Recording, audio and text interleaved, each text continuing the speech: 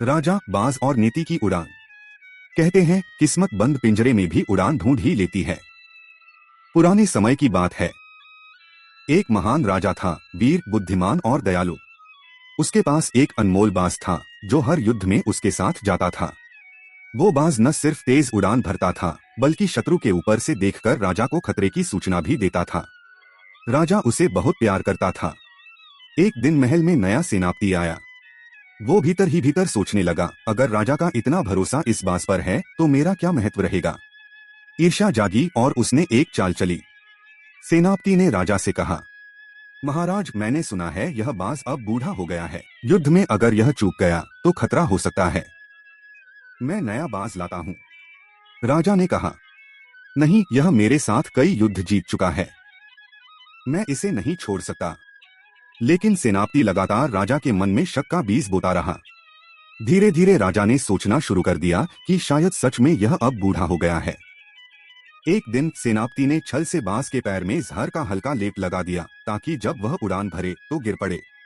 राजा ने उसी दिन बाज को उड़ने का आदेश दिया, जाओ, हमारे शत्रु की सेना कहाँ तक पहुंची है देखो। बाज उड़ा, लेकिन कुछ ही देर में नीचे गिर पड़ा। राजा व्यथित हो उठा, ओह, मेरा बाज मर गया। सेनापति सही कह रहा था। उसने गुस्से में बाज को लकड़ी के बक्से में रखा और उसे जंगल में फेंकने का आदेश दे दिया। पर राजा को नहीं पता था, बाज मरा नहीं था, बस अचेत था। नदी के किनारे बहते हुए वही बक्सा एक साधु के आश्रम के पास आकर रुक गया।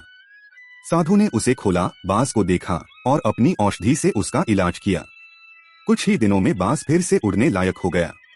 साधु बोले, जा बेटा, उड़ जा, पर इस बार अपने राजा के पास नहीं, नियति के पास उड़।